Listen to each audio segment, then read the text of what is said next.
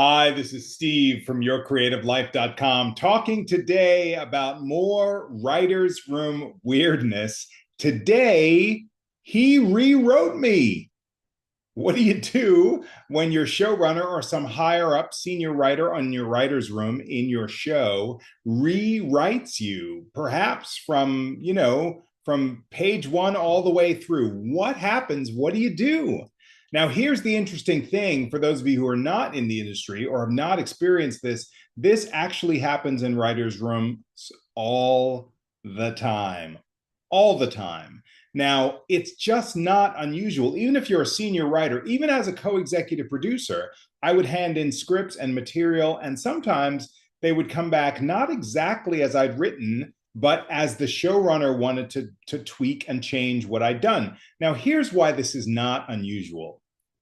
Think about it. If you're the showrunner, you are ultimately responsible for that script and for the entire show.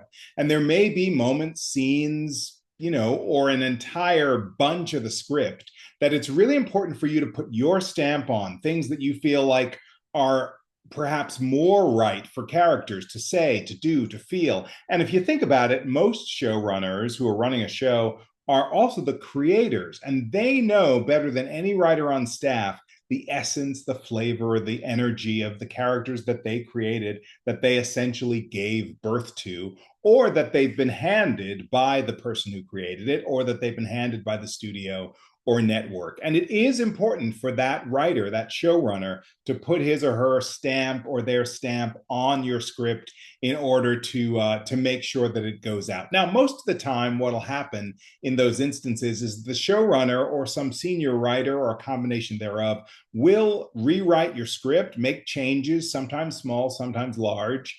But the truth is, most of the time, in my experience, your name will stay on the script. So you still get credit, you'll still get the residuals, you'll still get the IMDb credit, all of that stuff. And that's really important, I think, to give the credit to the writer, because most writers on shows get to take turns and each person gets an episode, in the best rooms. Doesn't always happen.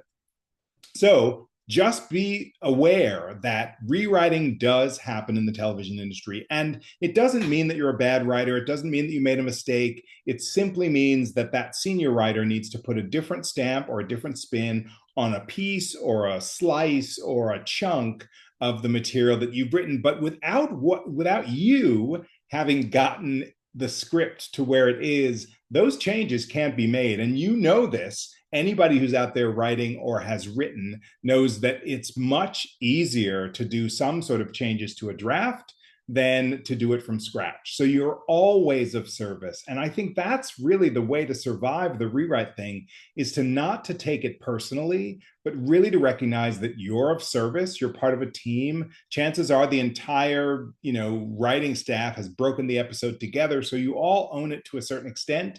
And you are an essential part to get the script to a certain space where that script can move ahead out into the world. And that really is what counts. So if you get rewritten, I support you in not taking it personally, recognizing that it's a matter of taste, and also recognizing that someday, as the showrunner, it will be your turn when you can put your stamp or your spin or your touch onto a script that has come up through the ranks.